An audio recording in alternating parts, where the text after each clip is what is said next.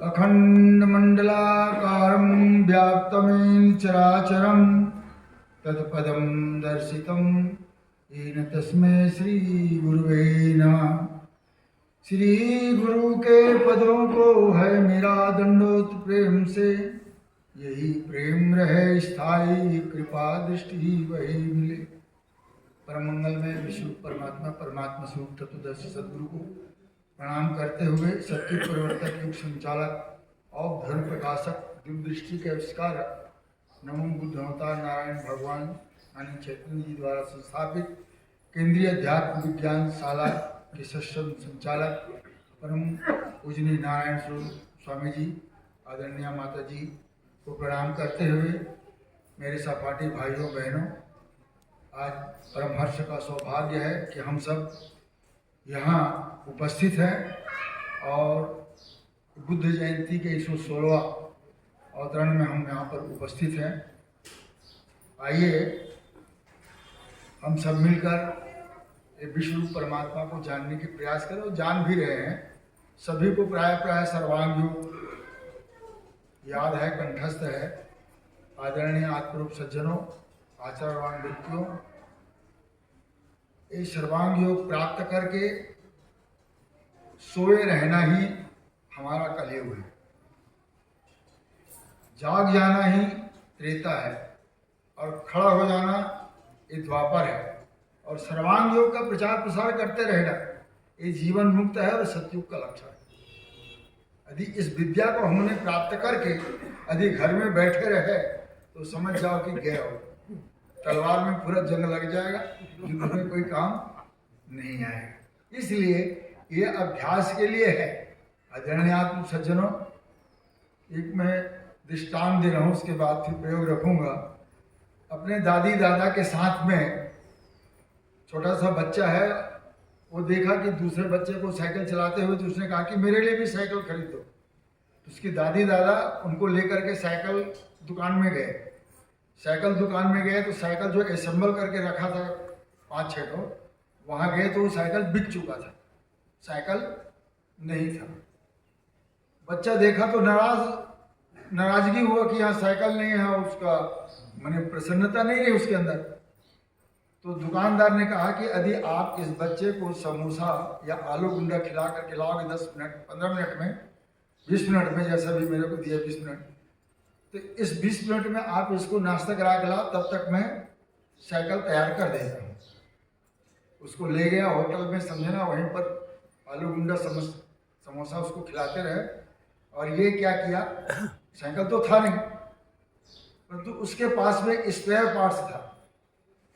Cycle का frame अलग था, चक्का अलग था, टायर अलग था, ट्यूब अलग था, सीट अलग था, हैंडल अलग था, घंटी अलग था, कैरियर अलग था, साइकिल नहीं था।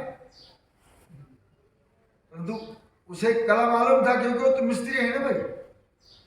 उसने फ्रेम निकाला, समझना, 2 चक्का डाला, उसमें टायर ट्यूब सब डाल करके घंटी फिर सब लगा दिया और साइकिल तैयार कर दिया। साइकिल तैयार कर दिया तो उधर से वो 20 मिनट में आलू गुंडा समोसा खा करके आए। बच्चा देखा तो साइकिल देख कर क्या हो गया, तो वहां साइकिल नहीं था, तो साइकिल आया कैसे? वहां तो साइकिल नहीं था ना, स्पेयर पार्ट्स था। ऐसे ही ये विश्व परमात्मा जो है, हम सब जीव भावों को ये सब अलग अलग दिखता है और इसलिए वो परमात्मा प्रत्यक्ष नहीं होता। परंतु जो जिसको ये मिस्त्री बन करके समझने असेंबल करने आ जाता है, वो स्पेयर पार्ट्स में उसको साइकिल दिखता है, क्योंकि वो असेंबल करके तैयार कर देता है। अब पृथ्वी को देखेंगे तो थोड़ी है, अब आकाश को देखेंगे तो ये सब अलग अलग दिख रहा है, नहीं है भिन्न भूतों से दिखता भिन्न भिन्न है। तो जो भिन्न भिन्न है वो अनेक है, वो एक कैसा है और एक है वो अनेक कैसा है, ये देखने का विद्या है। और इस विद्या को जो हम शास्त्र में पढ़ते हैं, श्रुति स्मृति पुराण पढ़ करके लोगों को सुनाते हैं। इसलिए भौतिक विज्ञान जो है क्या कहता है कि तुम्हारे विद्या से कोई फायदा नहीं है। वास्तविकता बिल्कुल सही है, हम सुना देते हैं, अपन सुन भी लेते हैं, तो हमारी बुद्धि सुन करके ही फंसा हुआ है। इसलिए भगवान कृष्ण कहते हैं, आश्चर्य से एक इसे लखे हैं, आश्चर्य से एक इसे कहे हैं, आश्चर्य से एक इसे सुने हैं, सुनकर के भी बोध नहीं किसी। सुनने से बोध नहीं होता, ज्ञान हो जाएगा, अनुभव नहीं होगा। अनुभव होने के लिए हमको ये दिव्य चक्षुवान व्यक्ति बनना ही पड़ेगा। और इस विद्या को उठा करके अपने को स्वयं को, यदि इस चार समाज में इस बतासा को उठाने में शर्म लगता है तो अपने एकांत जगह में बैठ करके घर में वास्तविकता में क्या बताया जाता है ये जरूर देखना चाहिए, तभी दिखेगा। जब तक हम ये अधिष्ठान नहीं उठाएंगे हमको दिखने वाला नहीं है।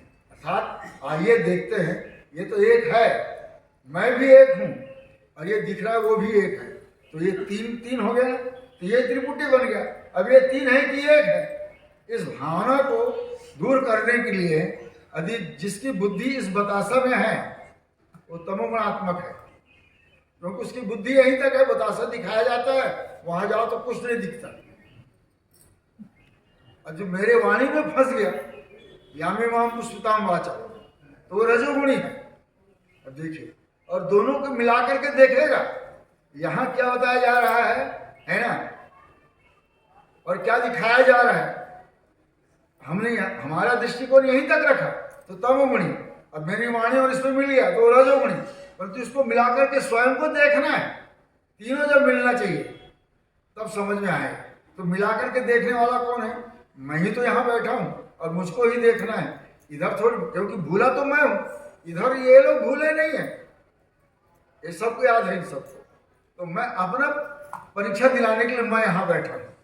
आदरणीय आप लोग सज्जनों, देखिए ये अधिष्ठान इसलिए रखा क्योंकि हमने श्रुति स्मृति शास्त्र पढ़ करके भी प्रयोग नहीं किया, लोगों को सुनाते गए, इसलिए जड़वाद हावी रहा और भौतिक विज्ञान में अनेक प्रकार का आविष्कार हुआ। इसलिए भगवान महंत चैतन्य जी को आना पड़ा और आकर के जो हम भूले थे वो अधिष्ठान, भगवान कहते हैं कि बतासे अपने आगे रखना, भूलना नहीं। फिर सूक्ष्म दृष्टि से देखना बोध के लिए, और ये में बोध होते ही मुक्ति है भ्रमजाल से। वह जो दिख रहा है वो यह है, वह जो दिख रहा है वो यह है, और यह ही वह है, वह ही यह है। तो मैं यहाँ क्यों बैठा? मेरे को विचार करना, विचार मेरे को मिलान करके देखने ना। तो जो मैं है तो ये मैं कैसे कह रहा है? वह ही यह बना और यह ही यहाँ आकर के वो बोल रहा है। मैं नहीं बोल रहा हूँ, ये खाली डब्बा है, क्योंकि सारी ऊर्जा शक्ति इसमें है। ये यहाँ ऊर्जा बन करके कार्य कर रहा है। यदि इसको ऊर्जा ना मिले तो ये बोलना भी बंद हो जाएगा। तो आइए देखते हैं, ये दिख रहा है, आंख से देखते हैं तो ये दिखता है, तो क्या यही दिखता है, ऐसे ही दिखता है, इसी जगह दिखता है क्या? भगवान संकेत कर रहा है, भगवान का लक्ष्य पकड़ना है। अपनी आंखों से देखो, दिखता है पदार्थ ये, ऐसे ही विश्व में सारे रूप का दिखना भरा। तो रूप कैसा है? अखंड है। और आंख कितना है? ये वास्तववाद है, बताओ भाई, आंख कितना है? अनंत आंख है, अनंत बाहु मुखपेट आंख है, सर्वत्र देखा तुमको अनंत दिखे नहीं, आदि न मध्य न अंत, हे देव विश्वेश्वर विश्व। ऐसा अर्जुन ने देखा, तब उसको उसका भ्रम दूर गया। फिर उसके बाद में क्या हुआ? वो युद्ध में तैयार हुआ। यदि ऐसा नहीं दिखता तो युद्ध नहीं करता। आदरणीय आप सज्जनों, उसी प्रकार से हम इससे छू के देखते हैं, ये है, इधर भी है, इधर भी है, सब तरफ है। ये क्या है? जो हमें टच हुआ वो स्पर्श है। स्पर्श किससे होता है? त्वचा से होता है। त्वचा के द्वारा जो स्पर्श हुआ, तो ये स्पर्श है वो अखंड है और त्वचा अनंत है, और वायु सब जगह भरा हुआ है। तो इस प्रकार से ये त्रिपुटी है, ये रूप, आंख और अग्नि, ये त्रिपुटी, स्पर्श, त्वचा और वायु। इसमें शब्द है, सुनाई दे रहा है क्या? नहीं।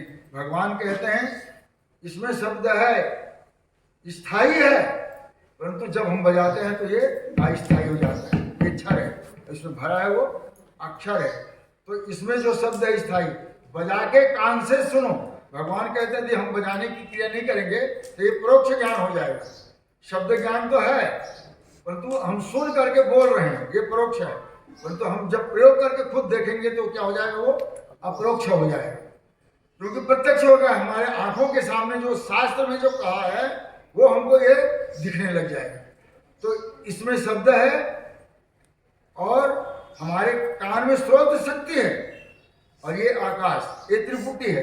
तो इस प्रकार से तीनों मिल करके सजाति सजाति को जानता है।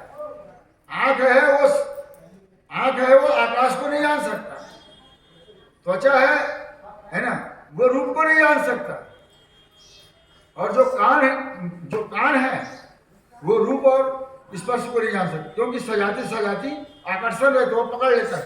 तो इस प्रकार से शब्द और कान में स्रोत शक्ति और ये आकाश, ये त्रिपुटी है। इसके बाद में हमारे पास में चौथा जो ज्ञानेंद्रिय है, भगवान कह रहे हैं कि जीभ से लगा देखो वस्तु में कुछ स्वाद है। मैं प्रयोग कर रहा हूं इसलिए मुझे अनुभव में आ रहा है। तो जो रस है और जो जीभ में जो रसम शक्ति है और जल है, ये त्रिपुटी है, तीनों मिलकर के अपने तत्व को वो देख रहा है। मैं नहीं देख रहा हूं, तत्व ही तत्व को देख रहा है। इस प्रकार से हमारे पास में जो पांचवा ज्ञानेंद्रिय है, पृथ्वी तत्व का बना हुआ क्रियाशील ज्ञानेंद्रिय नाक है। भगवान कहते हैं नाक से सूंघ के देखो गंध है इसमें भरा, इसी रीति लखो सारे दृश्य में गंध भी रमा। गंध सब में है, परंतु हमारे नाक में घ्राण शक्ति कम होने के कारण से हम इस मोबाइल को सूंघ के देखते हैं तो इसमें है, परंतु हमें नाक में इसमें सुगंध नहीं आ रहा है, न दुर्गंध नहीं आ रहा है। मेरे जो मैनेजर था, समझे ना, ऐसे प्रयोग चल रहा था तो मैं पहले गया था, सीख के गया था, तो मैंने कहा कि इस चश्मे में भी गंध है, तो चश्मा को उसको सूंघता तो उसको गंध नहीं आया। इसमें तो गंध नहीं है, इसमें गंध है, प्रयोग करने से दिखेगा। क्या प्रयोग करोगे? तो उस चश्मा था उसका 2000 का चश्मा था, उसको भट्टी में डाल दिया, जब जला ना तो गंध आने लग गया। भाई प्रयोग करोगे तब दिखेगा। मैंने भैया ये 2000 ले जा, चश्मा ले ले, परंतु दिखा तो ना सर। लोग कहते नहीं दिखता है ना, तो उसके लिए प्रयोग करके दिखाना पड़ता तब दिखता है। अब फिर भी जो हटी है वो नहीं दिखता ही बोलेगा। तो आदरणीय आत्म सज्जनों, इस प्रकार से ये पांच तत्वों का जो कुछ भी रचना है वो सब पड़ा हुआ है ना, ये सब पांच तत्वों का रचना है। अब तीन गुण जानना है तो भगवान कहते हैं जीवों में अन्न के द्वारा ये तीनों स्थूल रूप से कब बात बने पित्त वेग से कूदने लगे। जो इसमें तीन गुण सोया हुआ है वो यहाँ आकर के घर्षण क्रिया द्वारा इसमें सूक्ष्म हो जाता है। जो कारण रूप है इसमें वो ये सूक्ष्म हो जाता है और इसी से स्थूलता पाई स्वरूप बोध के लिए फिर मन बुद्धि अहंकार बन के कार्य है करे।